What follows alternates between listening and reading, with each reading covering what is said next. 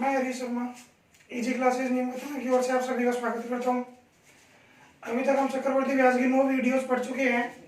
ये हमारी 10वीं और अंतिम वीडियो है। इसमें हम कुछ 4, 5, 6 महत्वपूर्ण प्रश्नों के बारे में चर्चा करेंगे। एक पिता अपने 2 पुत्रों जिनकी आयु 12 वर्ष व 14 वर्ष है के बैंक खाते में 61,000 रुपये डालता है। दोनों के खाते में मिलाकर 61,000 रुपये डाल रहा है ना। इन्हें 18 वर्ष की आयु होने पर, जब ये 18 वर्ष के होंगे, अभी इनकी आयु कितनी है, एक की आयु 12 वर्ष और एक की आयु 14 वर्ष है। जब इनकी आयु 18 वर्ष होगी दोनों की, तो दोनों को बराबर बराबर पैसे मिलेंगे। मतलब ये हुआ कि मिश्र धन दोनों का बराबर होगा। ठीक है भाई। तो बड़े पुत्र का हिस्सा ज्ञात करिए यदि चक्रवर्ती ब्याज की दर 20% वार्षिक हो। यदि चक्रवर्ती ब्याज की दर 20% हो तो हमें क्या ज्ञात करना है भाई, बड़े बेटे का हिस्सा ज्ञात करना है। माना बड़ा जो बेटा है उसका हिस्सा मान लेते हैं 1 और छोटा जो पुत्र है उसका हिस्सा मान लेते हैं B। ठीक है भाई। तो बड़े का वर्तमान हिस्सा तो है A। अब उसकी राशि 1 साल में 100 से कितनी हो जाएगी भाई, 120। बड़े बेटे की राशि 1 साल में 100 से कितनी हो जाएगी, 120। क्योंकि दर कितनी है भाई, दर 20% ही तो है। तो 1 साल में 100 से कितनी हो जाएगी, 120। ठीक है। अब जो बड़ा बेटा है वो 14 वर्ष का है, 14 से 18 वर्ष का होगा तो 4 वर्ष लगेंगे भाई। इसका मतलब उसे जो ब्याज मिलेगा वो 4 वर्ष तक मिलेगा भाई। मतलब इस पर पावर क्या लग जाएगी, 4। ठीक है भाई। बात करें छोटे बेटे के हिस्से की तो वो है बी। छोटा बेटा आज 12 वर्ष का है, 18 का होगा, 6 साल और लगेंगे भाई। ब्याज दर तो यहाँ भी 20% ही है, तो राशि 100 से 120 हो जाएगी। राशि 100 से कितनी हो जाएगी, 120। और इसे ब्याज मिलेगा 6 वर्ष तक, क्योंकि ये 12 से 18 साल का होगा तो टोटल 6 वर्ष लेगा। समझ में आ रही है बात। अब इसका मतलब क्या हुआ, इसका मतलब हुआ कि 120/100 इधर तो 4 बार लिखा हुआ है। मैं एक बार समझाने के लिए लिख रहा हूँ भाई, है ना।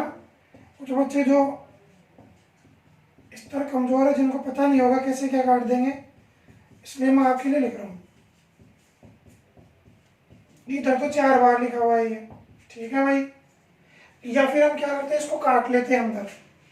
ये कट रहा है 5 से कितने, 20 से कट रहा है 6 बार और ये 5 बार, तो ये बना 6/5 की पावर। यहाँ भी वो 6/5 बनेगा भाई। तो ये 6/5 की पावर 4 है। मतलब 6/5 कितनी बार लिखा हुआ है भाई, 4 बार। और यहाँ 6/5 कितनी बार लिखा हुआ है, 6 बार।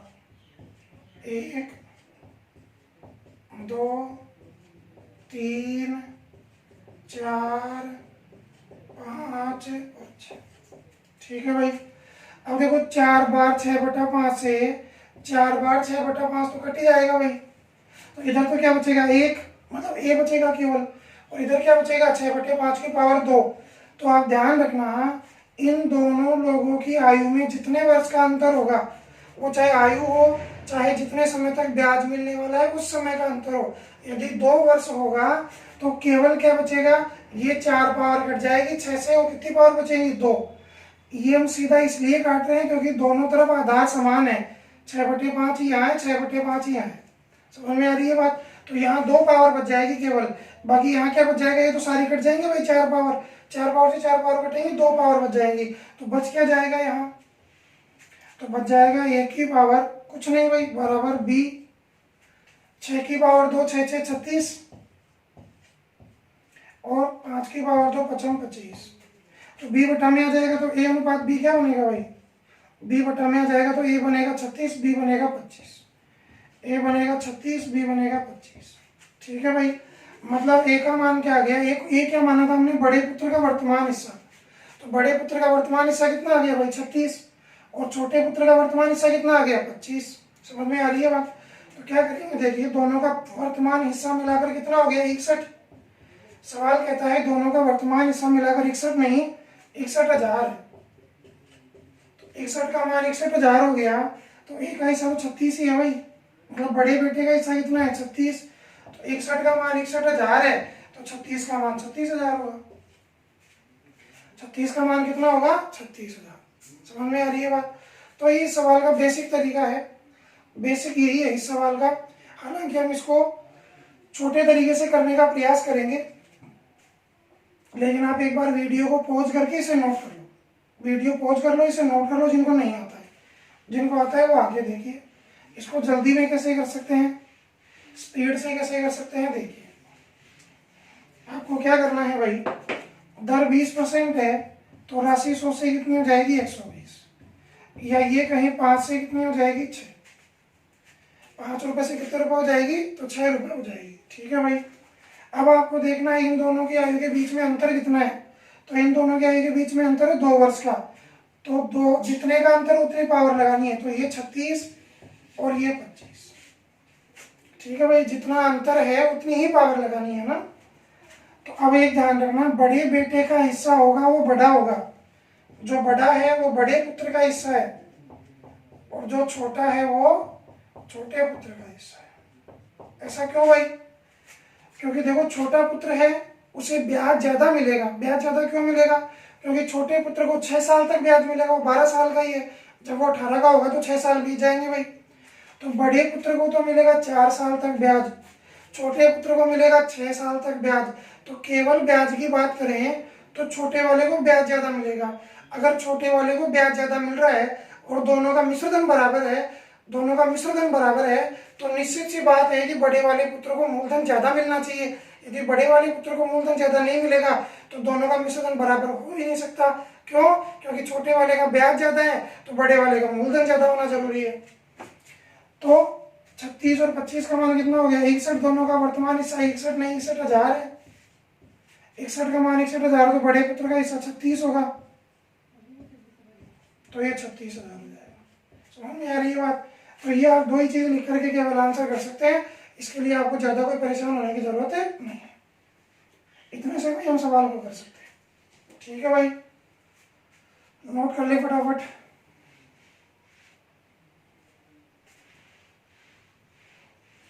अब देखेंगे इसका एक तरीका और देखते हैं जो आपको सबसे ज्यादा पसंद आएगा मेरे हिसाब से। देखिए, राशि 100 से कितनी हो जाएगी, 120। मतलब 5 से कितनी हो जाएगी, 6। अब इन दोनों जो पुत्र हैं उसके, उनकी आयु का अंतर है 2 वर्ष। 2 वर्ष में पावर 2 लग जाएगी। इतना तो हमने किया था पहले भी भाई। अब आप ये देखिए, बड़े वाले का हिस्सा ज्यादा है, छोटे वाले का कम है। अब बड़े वाले के हिस्से में 36 का भाग जाना जरूरी है कि नहीं है? बड़े वाले बेटे के हिस्से में 36 का भाग जाना जरूरी है भाई। तो 36 का भाग जाना जरूरी है, इसका मतलब हुआ कि 9 गुणा 4 का भाग जाना जरूरी है। मतलब 9 का भी जाना चाहिए, 4 का भी जाना चाहिए। तो हम 9 का ही चेक करेंगे। क्यों? क्योंकि 4 का तो सब में जा रहा है। 4 की भाजकता का नियम क्या है भाई, कि अंतिम 2 संख्याएं यदि 0 होंगी तो उस संख्या में 4 का भाग जाएगा। तो 4 का भाग देकर क्यों देखें, वो तो सभी में जाएगा। तो 9 का चेक करते हैं। 9 के भाजकता का नियम क्या है, अंकों के योग में यदि 9 का भाग गया तो उस संख्या में भी 9 का भाग जाएगा। तो बताओ, अंकों का योग 5 और 2 7, 9 का भाग नहीं जा रहा। 3 6 और 3 9 का भाग जा रहा है, 9 3 12, 9 का भाग नहीं जा रहा। 4 3 7 और 1 8, 9 का भाग नहीं जा रहा। केवल एक ही ऑप्शन में भाग जा रहा है, हमारा आंसर हो गया। समझ में आ रही है बात? देखो, एग्जामिनर ऐसे प्रश्न जब एग्जाम में डालता है तो वैसे हिंट जरूर देता है कि आप सवाल को देखते ही टिक कर सके। सवाल जितना बड़ा होता है ना, उतनी उसमें कोई ना कोई हिंट जरूर होती है बच्चों को उस सवाल को हल करने के लिए ना। तो आप केवल भाग दे करके चेक करके देख सकते हैं। और उसमें देखो, सारे ऑप्शन ऐसे दिए हैं जिसमें 9 का भाग केवल एक ही ऑप्शन में जा रहा है बस। उसने सारे ऑप्शन इसी के अकॉर्डिंग दिए। Question number 62।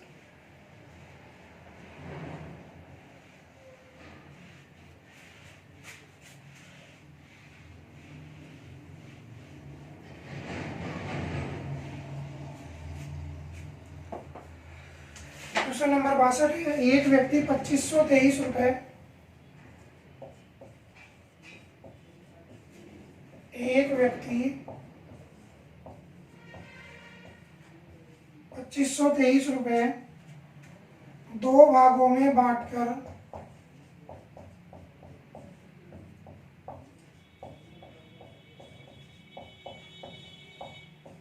2 भागों में बांटकर उसे 2 पुत्रों ए तथा बी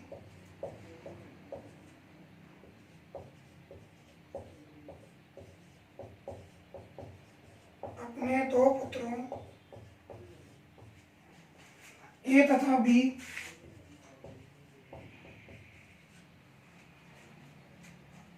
के नाम पर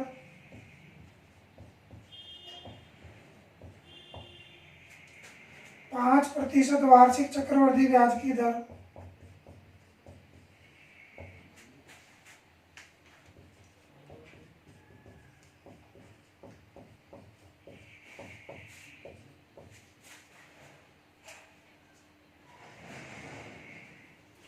क्रमशः, अब इस बार उसने आयु नहीं दी, क्रमशः 3 वर्ष तथा 5 वर्ष के लिए, 3 वर्ष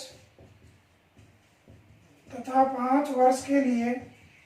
अब इस बात से कोई फर्क नहीं पड़ता भाई, वहां पिछले सवाल में भी तो क्या हुआ था, 6 वर्ष और 4 वर्ष आए थे, एक को 4 वर्ष तक ब्याज मिला था, एक को 6 वर्ष तक मिला था, तो वहां यहाँ भी वही बात है भाई, के लिए जमा करता है।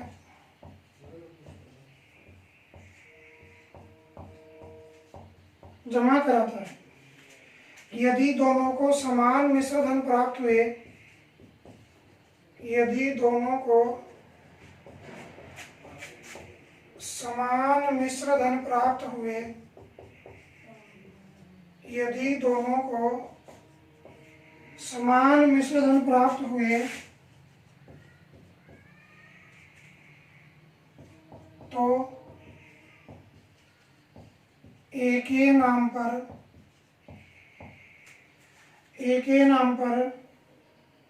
कितने रुपए जमा किए, करिए आप कोशिश करिए भाई, एक ही नाम पर कितने रुपए जमा किए।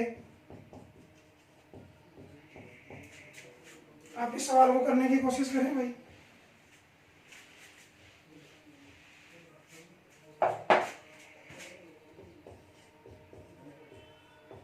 तेरह 1240, 1200 और 1330, ये भी एग्जाम में आया हुआ सवाल है, आप इसे फटाफट करने की कोशिश करें।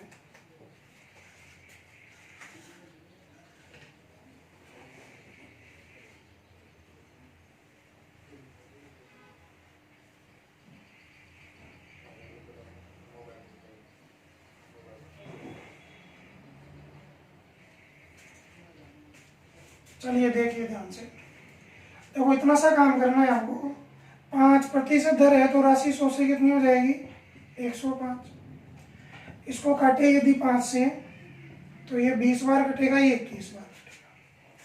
ठीक है भाई साहब। अब ए को जो पैसा मिल रहा है वो 3 वर्ष तक ब्याज मिलेगा।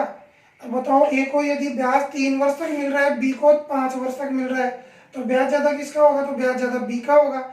अगर बी का ब्याज ज्यादा है तो ए का मूलधन ज्यादा होगा, अगर बी का ब्याज ज्यादा है तो ए का मूलधन ज्यादा होगा भाई।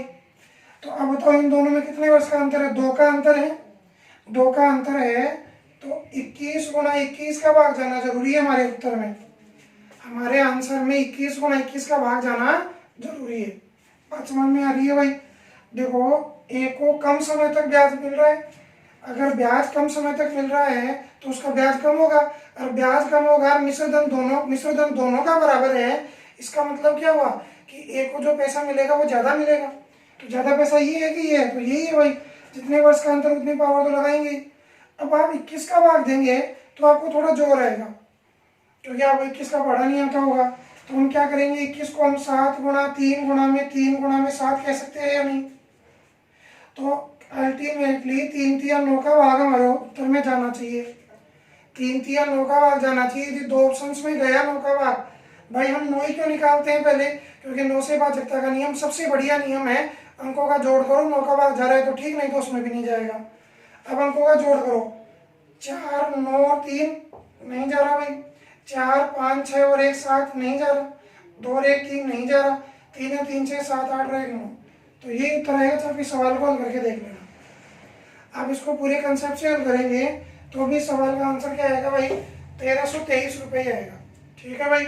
तो हम क्यों एनर्जी वेस्ट करें जब हमारा आंसर डायरेक्ट ही आ रहा है। नहीं तो क्या करेंगे भाई, 21 गुणा 21 441, ये 400, तो 841 हो जाएगा, दोनों का जोड़ 841 का मान हो जाएगा ये, और फिर 441 का मान निकाल लेंगे, वो हमारा आंसर हो जाएगा। बेसिक तरीका ये होगा इसका ना, बाकी हमें इतना कुछ करने की जरूरत है ही नहीं, इसलिए हमने डायरेक्ट इसको कर दिया। तो वैसा भी एग्जाम का सवाल है, मैंने ऑप्शंस के साथ कोई छेड़खानी नहीं की है, जैसे एग्जाम में दिए थे ऑप्शन सेम टू सेम वैसे ही है भाई। और मैं झूठ बोल रहा हूँ या सच बोल रहा हूँ, ये बात आपको जब आप एक्सरसाइज करेंगे तो आपको अपने प्रश्नों के उत्तर नहीं मिलेंगे, तो आप खुद समझ जाना कि मैं बेवकूफ़ बना रहा हूँ। और यदि आपके इन तरीके के सवालों के उत्तर निकल रहे हैं, इसका मतलब ये है कि मैंने सवालों के साथ कोई छेड़खानी नहीं की है, जैसा था वैसा ही आपको समझाया है।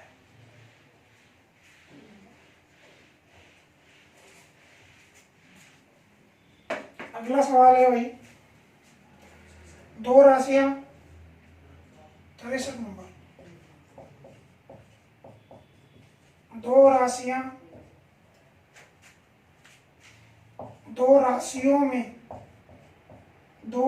में 12:13 का अनुपात है।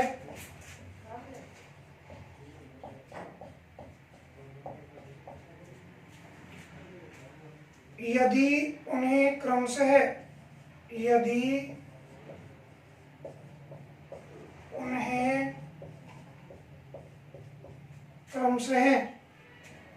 2 वर्ष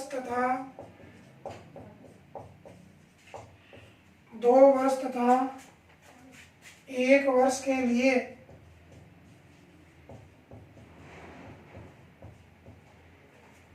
समान चक्रवृद्धि ब्याज दर पर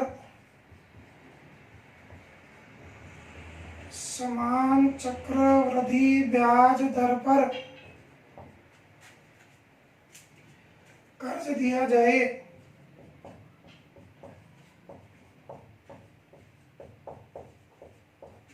दिया जाए तो समान मिश्र धन प्राप्त होते हैं।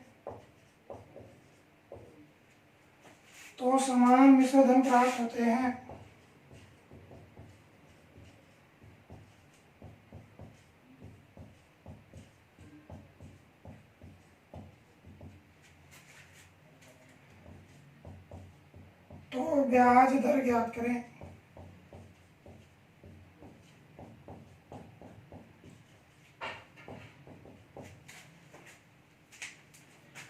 ऑप्शन है आपके भाई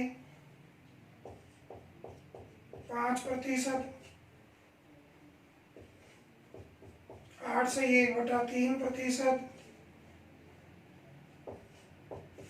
6 से 1/4%, 6%। करिए भाई फटाफट, कोशिश करके देखिए आप।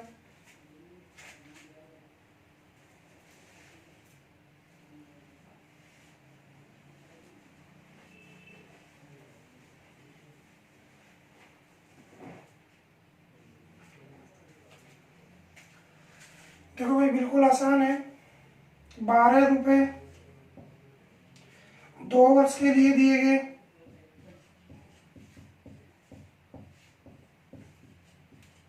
तो राशि 100 से कितनी हो जाएगी, 100 प्लस दर और पावर 2, तो ये 2 वर्ष के लिए तो पावर 2 ही लगानी पड़ेगी भाई। और 13 रुपये भी उसी दर पर दिए गए हैं भाई, तो वहाँ यहाँ भी राशि 100 रुपये से कितनी हो जाएगी, 100 प्लस में दर। 1 वर्ष के लिए तो पावर 1 हो जाएगी। अब पिछले सवाल में हमने किया, ये 100 प्लस दर की पावर 2 है, 100 प्लस दर बटे 100, और ये 100 प्लस दर बटे 100 की पावर 1 है, तो 1 पावर से 1 तो कट जाएगी, यानी 1 बच जाएगी भाई। देखो ये 100 प्लस दर इधर है, बटे 100 इधर है, और इधर 100 प्लस दर बटे 100 और 100 प्लस दर बटे 100 2 बार है, तो 1 बार कट जाएगा, 1 बार बच जाएगा। तो यहाँ बचेगा 100 प्लस दर बटा में 100 बराबर, ये तो 13 है भाई, और ये 12 जो यहाँ गुणा में था इधर बट्टा में आ जाएगा भाई, ये जो 12 गुणा में था इधर बट्टा में आ जाएगा भाई, 12 को इधर लेंगे, 1200 प्लस दर बराबर 1300, 1200 प्लस 12 दर, 1200 प्लस 12 गुणा दर को 12 से भी गुणा करना पड़ेगा ना भाई, बराबर 1300। तो 12 गुणा दर बराबर 100 आ गया भाई। तो दर क्या हो जाएगा 100 बटा में 12। देखो वैसे तो आपको पता है 100 बटे 12 क्या होता है, 6 से 8 से 1/3 होता है ना, हमने याद की थी। लेकिन वैसे करके तो ये 3 आ जाएगा, ये 25 आ जाएगा, भाग देंगे 3 अंक 24, 1 बचा ऊपर। ये तो दर कितनी आ गई भाई 8 से 1/3%। पिछला जैसा ही सवाल है, बिल्कुल कोई ज्यादा डिफरेंस इसमें नहीं है। ठीक है भाई।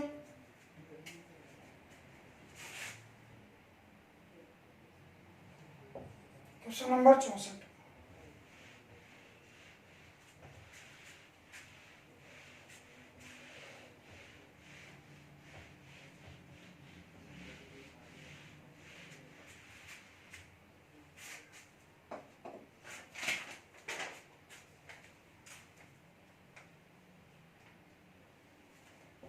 कोई राशि, बढ़िया सवाल है भाई, किसी स्टूडेंट ने मुझे ये भेजा था, मुझे बढ़िया लगा तो मैं आपको करवा रहा हूँ। कोई राशि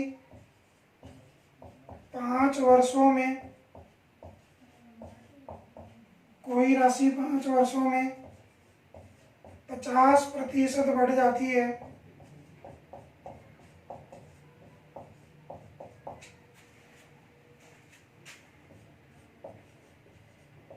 तीन राशियां x, y व z को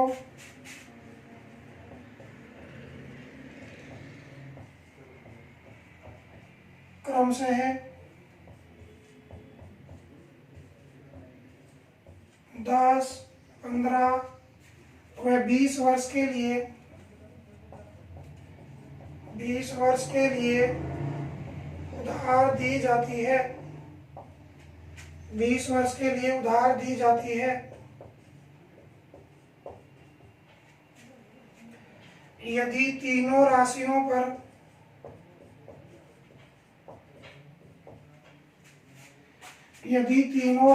पर समान मिश्र धन प्राप्त हो, यदि तीनों राशियों पर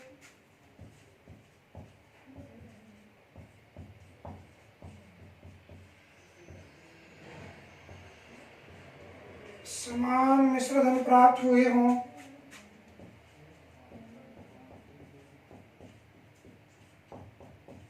तो एक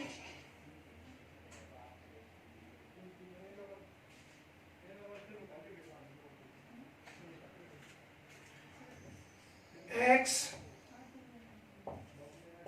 y व z का अनुपात ज्ञात करें।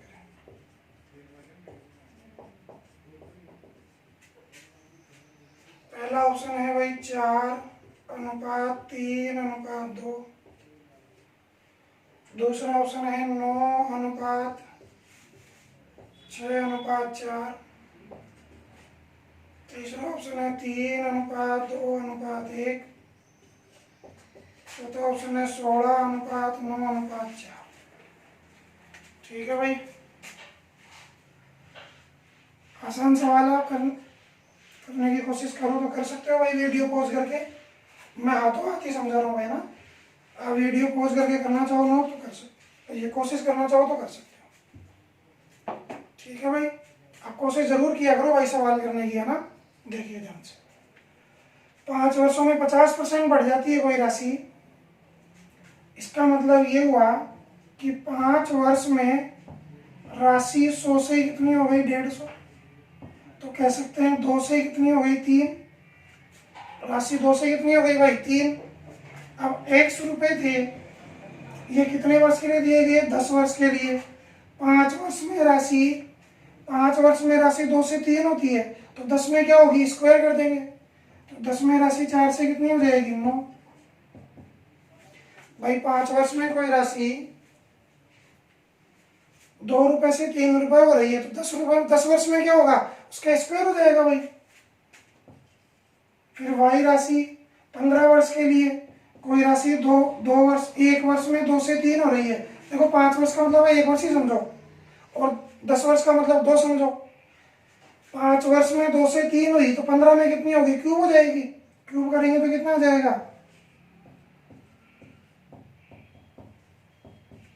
जेड की बात करें तो जेड कितने साल तक होगी, 20 साल तक। 5 वर्ष में 2 से 3 हो रही है तो 5 और 20, 4 घात लग जाएगी भाई।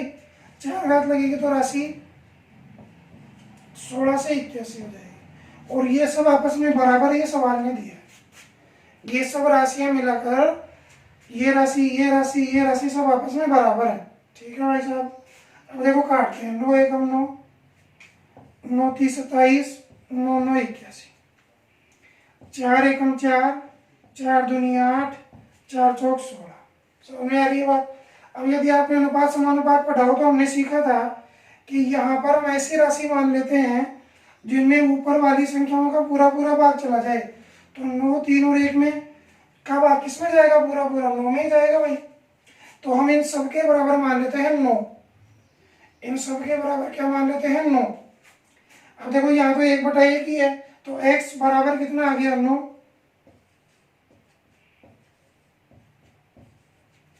x बराबर कितना आ गया भाई, इसका तो भाग लगेगा, 1 का भाग लगेगा, x में कोई फर्क नहीं पड़ेगा तो 9 ही आएगा। समझ में आ रही है बात। अब 3y बराबर 20 है, ये 3y/2 बराबर 9 है तो 3 से 3 बार कटेगा, 3 दूनी 6 आ जाएगा। ऐसे ये 9 से 9 कट जाएगा, 4 ऊपर चला जाएगा तो हमारा अनुपात आ गया 9:6:4।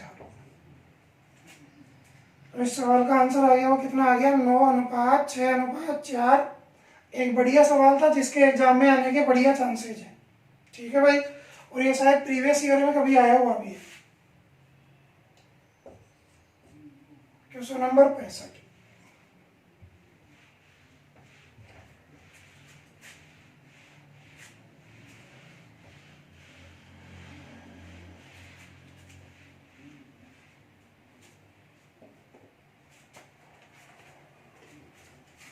ये भी एक विद्यार्थी ने पूछा था भाई, बढ़िया सवाल था इसलिए मैंने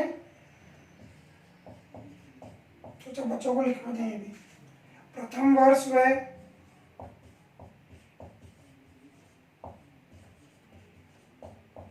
द्वितीय वर्ष के चक्रवर्ती ब्याज का अनुपात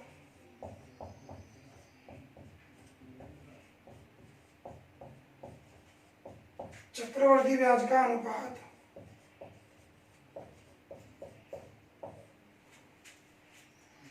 8:27 है। 8:27 है। 3 साल, ये पूर्ण विराम है भाई, इसके चक्कर में पड़ जाना। 3 साल के लिए ब्याज की दर, 3 साल के लिए ब्याज की दर 1:3:6 के अनुपात में है।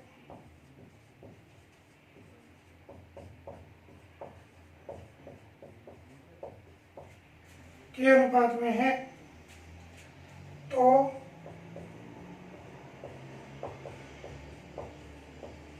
द्वितीय वर्ष व तृतीय वर्ष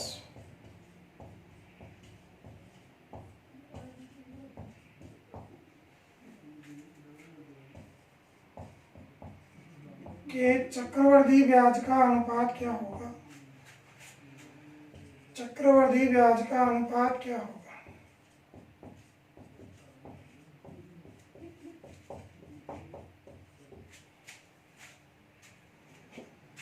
ऑप्शन से भाई आपके 4:11,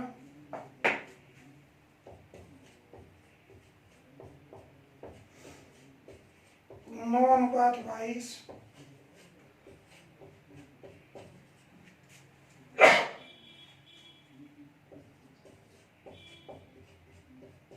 5:13।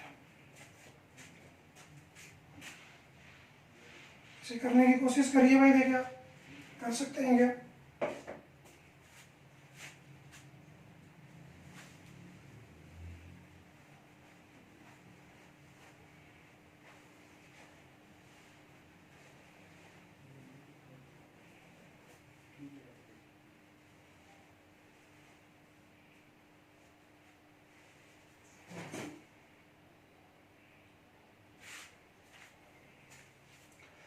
देखिए भाई साहब,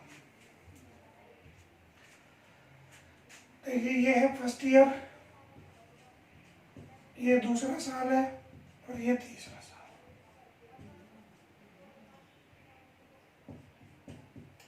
देखो वो जो सवाल बच्चे ने भेजा था मुझे, उसमें थोड़ा अंतर था हिंदी वर्जन और इंग्लिश वर्जन में, है ना। अगर आपके सामने कभी सवाल है तो ध्यान रखना, वो द्वितीय वर्ष और तृतीय वर्ष के चक्रवर्ती ब्याज का अनुपात है, उसमें दिया हुआ था 2 वर्ष और 3 वर्ष के चक्रवर्ती ब्याज का अनुपात, वो अलग बात होगी, ये अलग बात है। यदि मैं इसको दर मान लूँ, आर मान लूँ, तो ये कितनी हो जाएगी 3R, और ये कितना हो जाएगा 6R। समझ में आ रही है बात। यदि मैं R को R% को 1/x मानूं तो ये 1/x होगा, ये क्या होगा भाई, R% की जगह हम लिख रहे हैं 1/x, तो ये 3/x हो जाएगा और ये 6/x। समझ में आ रही है बात। फिर हमने पढ़ा था जो संख्या बटा में आ रही है, जो संख्या बटा में है उसको जितनी सालों की बात चल रही है उतनी पावर लगा करके मूलधन मान लेते हैं। मैं इसे इधर लिख देता हूँ, R% बराबर 1/x, यहाँ से बता, ठीक है। तो मूलधन क्या मानेंगे भाई, x3। देखो ऊपर क्या है उससे मतलब नहीं, वो तो मल्टीपल में जाएगा, वो तो गुणा हो जाएगा, केवल हमें तो बटा की संख्या काटने के लिए x3 मूलधन मानेंगे, ठीक है। पहले साल 1/x ब्याज मिलेगा, तो ब्याज हो जाएगा कितना, x²। समझ में आ रही है बात। फिर दूसरे साल की बात करें तो 3/x है ये, तो x³ का 3/x निकालेंगे तो 3x² बचेगा, और इसका 3/x निकालेंगे तो यह जाएगा 3x। भाई साहब x² का 3/x निकालोगे, एक x कट जाएगा, 3x से गुणा हो गया 3x हो जाएगा। तीसरे साल की बात करें तो 6/x है दर, तो इसका 6/x क्या होगा भाई, 6x²। इसका 6/x क्या होगा, x कटेगा 6 18x। इसका 6/x क्या होगा, 6 18। इसका 6/x क्या होगा, 6x। समझ में आ रही है बात। अब इसमें हमें क्या दिया है, पहले और दूसरे वर्ष के, तो पहला वर्ष का चक्रवर्ती ब्याज कितना है, x², और दूसरे वर्ष का चक्रवर्ती ब्याज कितना है, 3x² + 3x। ये दूसरे वर्ष का चक्रवर्ती ब्याज है, ठीक है। तो हम लिखेंगे 8/27। वैसा पहले साल का तो कितना है 8, और दूसरे साल का कितना है 27, ही तो कह रहे हो। समझ में आ रही है बात सभी को। आप करेंगे इसको 27x², थोड़ा लेंथी सवाल है भाई, मैं आपको शॉर्टकट ही बताऊंगा इसका भी। 8 × 24x², 8 × 24x, इसको इधर भेजेंगे तो 3x² बचेगा, यहाँ जाएगा 24x, x कट गया, एक x कट जाएगा, एक बच जाएगा, ये x², एक x कट जाएगा, एक बच जाएगा ना, 3 से काटेंगे 8। x की वैल्यू कितनी आ गई भाई 8, x की वैल्यू कितनी आ गई हमारे पास में 8। अब अनुपात बता रहे हैं हम दूसरे वर्ष के ब्याज का और तीसरे वर्ष के ब्याज का, इन दोनों का हम क्या बताना है भाई, अनुपात बताना है ना। तो दूसरे वर्ष का ब्याज क्या होगा, 3x² + 3x, और तीसरे वर्ष का क्या होगा, 6x² + 18x + 18 + 6x। समझ में आ रही है बात। तो यदि मैं यहाँ 3x कॉमन ले लूँ और x की वैल्यू को रख दूँ साथ में 8, 3x कॉमन लेंगे तो बचेगा x + 1 बचेगा, तो 8 से कितना हो जाएगा 9। भाई इसमें से 3x कॉमन ले लिया और x की वैल्यू रख दी 8, 8 ही तो आई थी हमारे पास x की वैल्यू, तो x की वैल्यू हमने यहाँ रख दी 8, ठीक है। तो अंदर क्या बचेगा x + 1, तो x की वैल्यू 8, 8 1 9 हो जाएगा। यहाँ से हम 6 कॉमन ले लेते हैं, यहाँ से 6 कॉमन लेंगे तो बचेगा x² मतलब 8 64 बच गया। 6 कॉमन ले लिया 3x, तो 8 × 3 = 24 बच गया। 6 कॉमन ले लिया तो क्या बचा 3 × 6 = 18, और 6 कॉमन ले लिया तो क्या बचा x कितना है 8, जोड़ेंगे इनको, 8 × 3 = 11 और 4 × 15 और 4 × 19।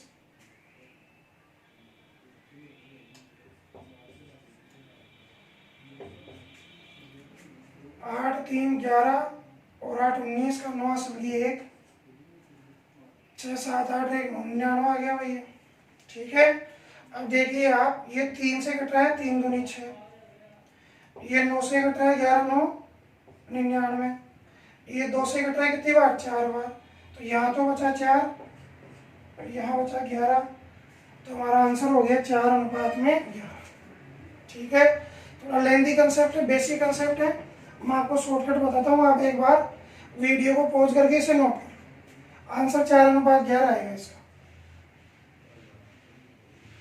अब देखते हैं इसका शॉर्टकट क्या है। क्या एग्जाम में इतना समय हमारे पास होता है भी सवाल करने का? बिल्कुल नहीं होता। अब आप ध्यान से देखिए भाई, पहले साल का ब्याज है 8 रुपए। देखना, मैं एक बार जो अनुपात दिया वो अनुपात लिख लेता हूँ साइड में, ताकि आपके दिमाग में रहे। पहले साल दर 1 है, तो दूसरे साल दर 3 होगी और ये 6 होगी, मतलब ये 3 गुना और ये 6 गुना 1। ठीक है भाई, अब देखो पहले साल 8 रुपए ब्याज मिला, तो दूसरे साल दर यदि 3 गुना हो गई तो मूलधन पर 24 रुपए मिलेंगे कि नहीं मिलेंगे? देखो पहले साल मूलधन पर 8 रुपए मिले, लेकिन दूसरे साल दर यदि 3 गुना हो गई तो मूलधन पर जो ब्याज मिलेगा वो 24 रुपए मिलेगा कि नहीं मिलेगा? 8 3 24। यदि यहाँ देखो कोई भी मूलधन है, यहाँ यदि 8 रुपए ब्याज मिला आपको, दर मान लो है 8% ही है, तो 100 का 8 8 हो गया। अब यहाँ 8 है तो यहाँ 24 होगी, तो यहाँ 24 ही तो मिलेगा भाई। अगर दर 3 गुना हो रही है तो ब्याज भी तो 3 गुना होगा। समझ में आ रही है बात? तो यहाँ मूलधन पर मिलने वाला जो ब्याज है वो 24 होगा। सवाल कहता है भाई साहब दूसरे साल तो जो ब्याज मिला है वो 27 है, 24 नहीं है। इसका मतलब इस 8 रुपए पर कितने रुपए मिले हैं? 3 रुपए। दूसरे साल का ब्याज 27 होना चाहिए, 24 आ गया, तो 3 क्या होगा? ये 8 पर ब्याज मिला होगा 3 रुपए। अब तीसरे साल की बात करें तो यहाँ दर इसके मुकाबले तो 6 गुना हो गई और इसके मुकाबले दर 2 गुना हो गई, तो हम इसी से कंपेयर करते हैं। 6 गुना हो गई तो 8 6 48 रुपए तो एक मिलेंगे भाई। इसका 6 गुना मिलेगा कि नहीं मिलेगा? मूलधन पर जो ब्याज मिलेगा 48 रुपए मिलेंगे। समझ में आ रही है बात? अब ये जो 24 रुपए हैं, या फिर आप इसे ऐसे देखो और भी आसान रहेगा क्या, ये इसका 2 गुना हो गया। पिछले साल ब्याज कितना मिला? 24 और 3 27, 27 दूनी 54 रुपए तो मिलेंगे ही मिलेंगे भाई हमें। 54 रुपए तो हमें ब्याज मिलेगा ही मिलेगा। क्यों मिलेगा भाई? क्योंकि पिछले साल जो ब्याज मिला है उसका डबल तो इस बार मिलेगा ही मिलेगा, तो इसका डबल तो हमें मिल गया भाई। समझ में आ रही है बात? मतलब इस पर भी ब्याज मिल गया और हमें 3 रुपए पर भी ब्याज मिल गया। बात समझ में आ रही है? मुझे लगता है आपको समझ में नहीं आ रहा होगा, मुझे थोड़ा सा लग रहा है कि क्लियर नहीं हो पा रही बात। देखो दोबारा समझिए, 8 रुपए पहले साल ब्याज मिला, दूसरे साल दर 3 गुना हो गई तो ब्याज 24 रुपए मिलेगा, और ये बोल रहे हैं मिला है 27, तो 8 रुपए पर 3 रुपए मिले। इतनी बात सबको समझ में आ गई भाई? Very good. अब हम देखते हैं, आप इसमें से देखो, अब दर हो गई 6 गुना, तो 8 6 48 रुपए तो मूलधन पर मिलेंगे, ये बात क्लियर है। समझ में आ रही है बात? अब ये बताओ, जब 3 रुपए दर थी, जब दर 3 थी तो 8 रुपए पर कितने रुपए मिले थे? 8 रुपए पर कितने रुपए मिले थे? 3। जब दर 3 थी तो 8 पर 3 रुपए मिले थे। अब दर 6 गुना हो गई तो 8 पर कितने मिलेंगे? 6 रुपए मिलेंगे। समझ में नहीं आ रही आपको बात? देखो 8 पर 3 रुपए मिले, जब दर कितनी थी? 3 गुना। अब दर यदि डबल हो गई तो इस 8 पर भी तो ब्याज डबल मिलेगा ना, 3 दूनी 6। समझ में आ रही है बात? तो आप ये देखो कि 8 रुपए पर यदि आपको ब्याज 6 रुपए मिल रहा है, 8 रुपए पर यदि आपको ब्याज कितना मिल रहा है? 6 रुपए, तो यहाँ कितना मिलेगा? 24 और 8 32 और 3 35 पर कितना मिलेगा? ये निकाल लो आप। 2 से काटेंगे 3, 2 से काटेंगे 4, 35 दिया 105, 4 का भाग दे यदि 4 दूनी 8, 4 6 24, 1 बचा 26.25, तो 26.25 ब्याज इन पर मिलेगा। तो दूसरे साल का हमारा ब्याज कितना हो गया भाई? 24 और 3 27। दूसरे साल का ब्याज कितना हो गया? 24 और 3 27। और तीसरे वर्ष का कितना हो जाएगा भाई? ये जोड़ेंगे दोनों को तो यह हो जाएगा 8 14, 4 2 6 और 1 7 74.25 पॉइंट हटाया बटा में 16 किया 25 से काटेंगे 5 से काट लेते हैं एक बार 5 एकम 5 2 बचा 5 और 20 4 बचा 5 घंटा 40 अब ये 9 से कट जाएगा भाई 9 30 27 9 एकम 9 बचा कितना 5 9 6 54 9 5 45 ये भी कट गया 3 से काटेंगे 3 5 15 3 5 15 55 आ गया भाई अब ये दोनों 5 से और कट रहे हैं तो 5 से काटेंगे 11 और ये कितना 4 4 ऊपर चला जाएगा तो 4:11 इस सवाल का आंसर है। यहाँ पर आप एक बार दोबारा देखिए इस बात को भाई देखो मुझे लगता है तीसरे साल वाली बात आपको क्लियर नहीं हुई। देखिए भाई ये तो बात क्लियर हो गई मुझे लगता है सबको। अब यहाँ 8 रुपये मिल रहा है मूलधन पर यदि दर 6 गुना हो गई तो मूलधन पर जो ब्याज मिलेगा वो 6 गुना होगा कि नहीं होगा। ये बात आप सबको समझ में आ गई। अब आप मुझे बताइए 8 रुपये पर यहाँ कितना ब्याज मिल रहा है 3 रुपये। यदि दर 3 हो 3 गुना मतलब तो 3 रुपये ब्याज मिलता है तो 8 रुपये पर 6 गुना होगी तो क्या होगा 6 रुपये मिल जाएगा भाई। 8 रुपये पर 3 रुपये ब्याज मिल रहा है यदि दर 3 गुना है। अब इसकी जैसे आप ये समझो 100 रुपये पर मान लो आपको 8 रुपये ब्याज मिल गया या 100 रुपये पर आपको 20 रुपये मिल गया दूसरे वर्ष भी 20 रुपये मिल गया। अब यहाँ जो दर है वापस आपको 20% ब्याज दिए तो इसका 20% कितना आएगा भाई 4। अब मैं कहूँ कि 30वें साल दर 2 गुना हो गई दुगनी कर दी दर तो दुगनी करेंगे तो इसका मूलधन भी 2 गुना।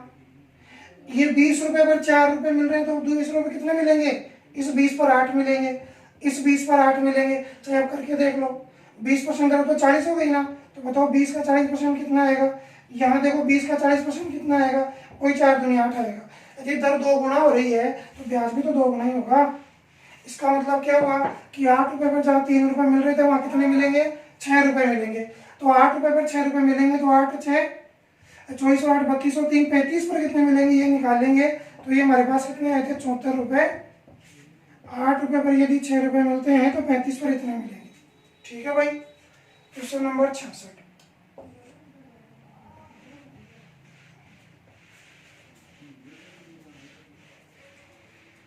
आप इसको एक बार दोबारा चला के देख लेना समझ में नहीं आया हो तो भाई मेरे हिसाब से इस सवाल को करने का इससे बढ़िया कोई तरीका आपको नहीं मिलेगा।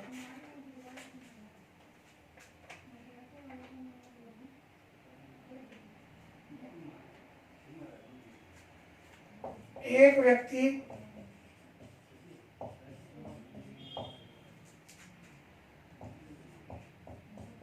चक्रवृद्धि ब्याज की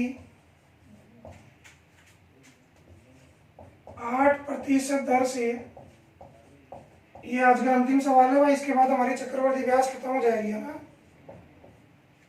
कुछ धनराशि उधार लेता है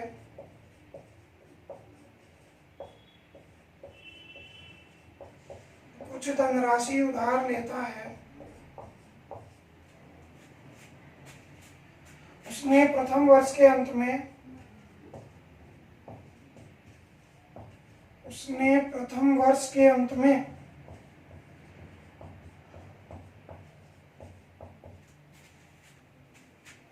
50,000 रुपये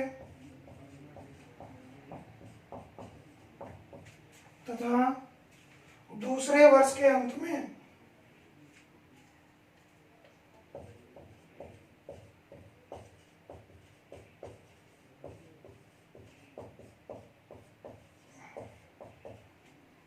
दूसरे वर्ष के अंत में 62,640 रुपये लौटा देता है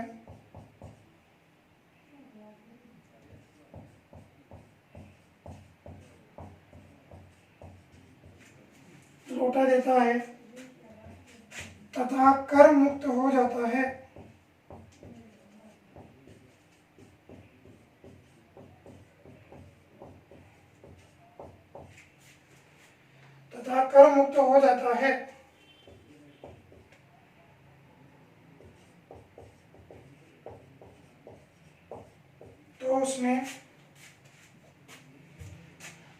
राशि उधार ली थी?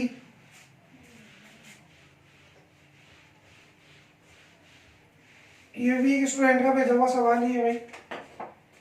तो उसने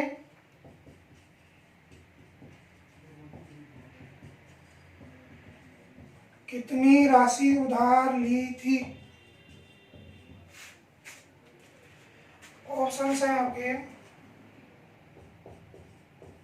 11, 26, 40,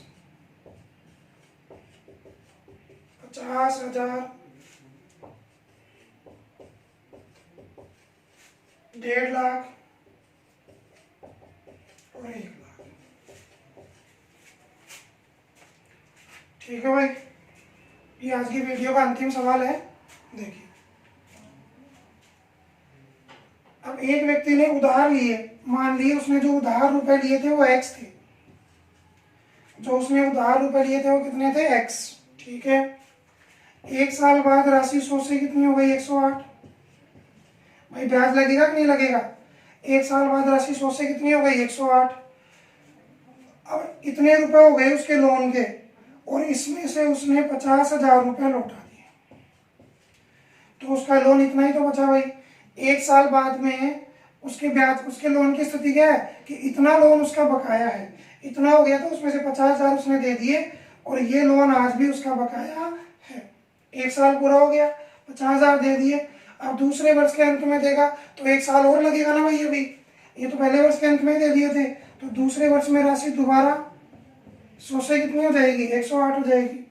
ठीक है, ये दूसरे वर्ष के अंत में लोन की स्थिति है, और दूसरे वर्ष के अंत में उसने 62,640 रुपये देता है और कर मुक्त हो जाता है।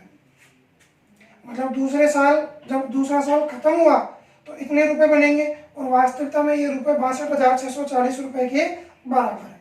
ठीक है भाई, अब इसको हल करते हैं। 9 से घटे 9, 1 9, 9 दूनी 18, 9 6 54, 8 बचेगा, 9 9 81, 5 बचेगा, 9 6 54। ठीक है, 12 से घटे 12 पंजू 60, 9 बचा, 12 6 96, 12 पंजू 60, 12 6 96। ठीक है भाई, ये ऊपर चला जाएगा, तो x गुना 108 बटा में 100, ये 50,000 उधर भेज देंगे भाई, जुड़ जाएंगे ना। तो ये 56,000 हो गए। अभी ये 100 ऊपर जाएगा ना भाई, तो 56,000 हो जाएगा। 56,000 में आप 12 अंटे 96 होता है भाई, सॉरी 12 अंटे 96 है ना। तो ये 56,000, ये क्या कितना होगा भाई? 58,000 हो जाएगा।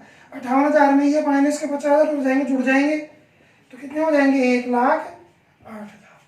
तो 108 से 108 कट गया, तो x की वैल्यू हमारे पास कितनी आ गई?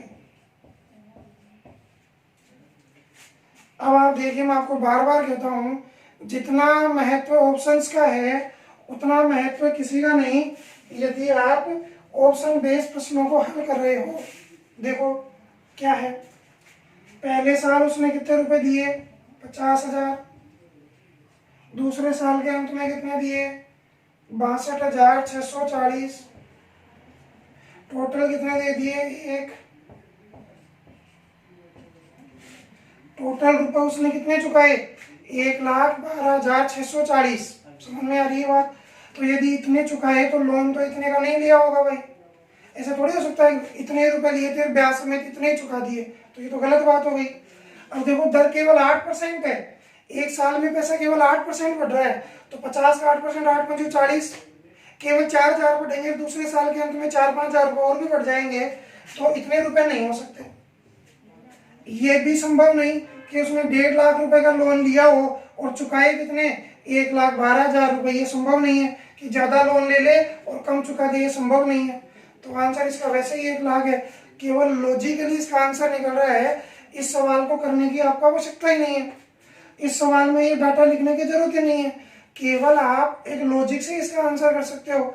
भाई 50 ये और 62 ये, तो 1,12,000 कुछ हो गए। तो ये तो है नहीं कि 1,12,640 लेगा और उतना ही चुका देगा। ब्याज समेत चुकाएगा तो ज्यादा चुकाएगा, तो इतने का तो लोन नहीं लिया। 50,000 रुपये 8% की दर पर 2 साल में कभी भी 1,12,000 रुपये तक नहीं पहुंच सकते हैं। 1.5 लाख रुपए ले ले लोन और 1,12,640 चुकाए, ये संभव नहीं है। नहीं तो लोन में भी ले लूंगा भाई, 1.5 लाख का लोन ले लूँगा और 1,12,000 देने पड़ेंगे, तो ऐसा लोन तो मैं दुनिया भर के ले लूँगा, कोई भी ले लेगा, आप भी ले लेंगे, तो ये भी संभव नहीं है। तो आंसर यही संभव था केवल। ठीक है, तो आज की वीडियो यही समाप्त होती है। हमारे चक्रवर्ती ब्याज के सवाल कंप्लीट हो चुके हैं। ठीक है, राम राम, नमस्कार। वीडियो को अधिक से अधिक शेयर करें, साथियों को बताएं, इस अवसर का वो भी बहुत बहुत फायदा उठा सकें। ठीक है, नमस्कार।